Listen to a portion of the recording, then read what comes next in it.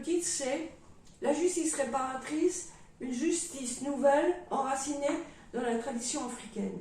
Parce que traditionnellement, en effet, en Afrique, dans les villages, d'ailleurs ça existe encore, quand il y a un crime, on s'assied sous un arbre à palabres et on règle la justice comme ça par la parole, la circulation de la parole. Je voulais absolument transmettre un peu les richesses de ces rencontres entre agresseurs et victimes auxquelles j'ai participé et que j'ai organisé aussi depuis presque maintenant 20 ans, à la fois au Québec et ensuite en Côte d'Ivoire.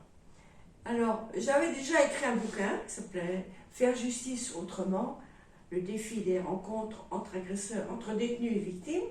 Mais là, j'ai trouvé que ça serait important d'en faire un guide pédagogique, c'est-à-dire de dire aux gens qui ont l'intention de faire des rencontres semblables, d'avoir un peu le déroulement. La justice réparatrice, c'est une autre forme de justice.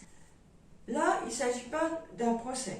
Il s'agit de la rencontre, donner la possibilité à l'agresseur et aux victimes de se parler, de savoir pourquoi ils ont fait ça, pourquoi ils sont victimes.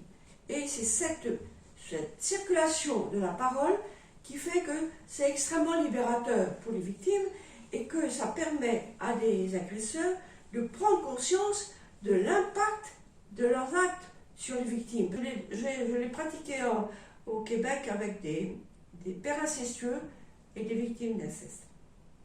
Et j'ai encore un qui m'écrit en me disant « Tu sais, maintenant c'est moi qui témoigne de ce que la justice réparatrice m'a apporté. » C'est un père incestueux. Et je peux dire tout le mal que j'ai fait à mes petites filles, je m'en rends compte. Et ça, c'est formidable quand même.